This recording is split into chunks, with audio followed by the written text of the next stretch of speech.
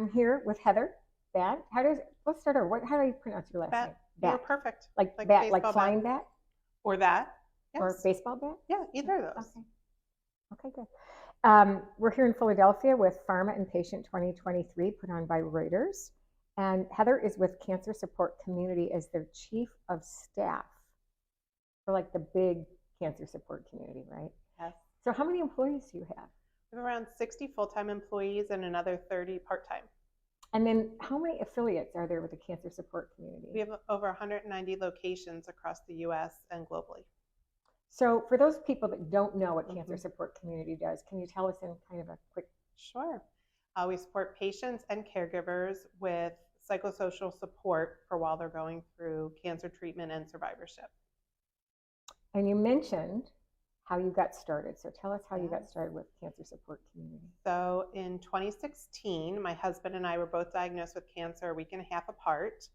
And we were fortunate that my son's middle school at the time had a grant that the Cancer Support Community of Greater Philadelphia was hosting 5 sessions of straight talk about cancer. So it was helping anyone whose families were impacted by cancer learn more about it and cope with it. So it wasn't necessarily, quote, a support group. It was a blend of being with people like you, but being informed, getting knowledge.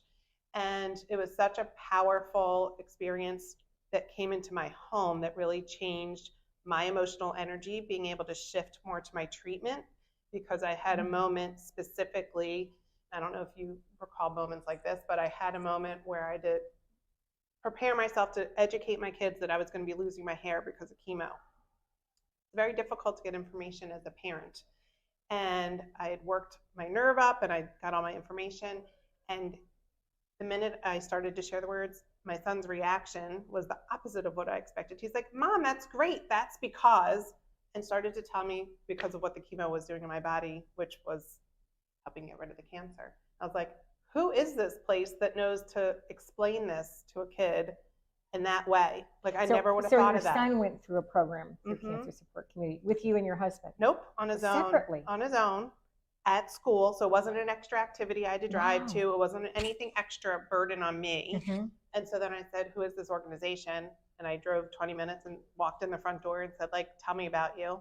And then I was like, and I'd worked in corporate America, most recently at Walgreens. I said, as soon as I'm okay enough, I'm changing my life focus. So how old was your son at the time? He was 13 and my younger child was 10. Those are really tender ages, you know, to grasp that. When I was diagnosed, I had 5 children, and I sat them down, and my 11-year-old son, my youngest child, said, "Well, are you going to die?" And I said, "Definitely from something someday, highly unlikely from this." And his response was, "Well, can I go down the street and play then?" That was like my 10-year-old's reaction was something similar. Yeah, like if I don't have to sit around and watch you die, I'm just going to go live my life. Right? Yeah. So what type of cancer did you and your husband each have? Sure. My husband was diagnosed with esophageal cancer, and I had triple negative breast cancer. How many years ago was this? 7.5 years ago. We're both doing well. That's awesome. Well, I was lucky because screening is what did it. So let's talk about that. Absolutely. So my husband was 49, so he was going to be turning 50. So he was planning his colonoscopy and was having some other strange symptoms. My father was a retired physician, so his doctor didn't suggest it. My father had suggested it and said, "Why don't you ask them if they'll do an upper endoscopy while you're there?" And the minute I saw the doctor's face afterwards, even though it wasn't the lab results, I knew. And so we were in the hospital doing all these tests, and I moved up my mammogram because I knew my whole life was going to change. I never heard of esophageal cancer. I knew my life was going to change. I didn't know how.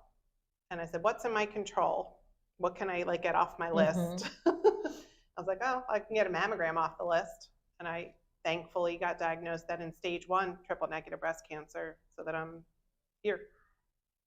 And do you have any Jewish heritage or anything that would have? I do. Yeah. So I was expecting to be BRCA positive, and I wasn't.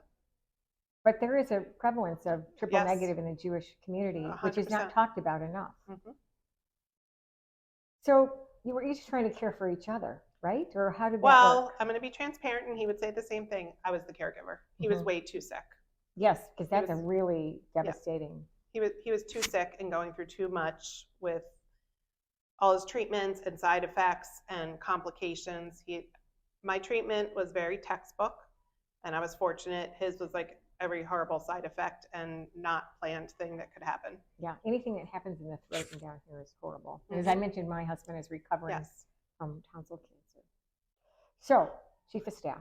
Yes. What's that job description read if I were to apply for your job? Yes, problem solver and fit into the puzzle piece that's needed. So in reality, though, I support administrative operations, HR, special projects, and then for real, whatever else is needed. So this is a day-to-day operation for you, and you're working remotely. Do you go into DC? I mean, it's so close. Do you? It varies. Before COVID, we did have a physical office in Philadelphia that I would go into every day, as well as in DC. So there are people that go in a few days a week.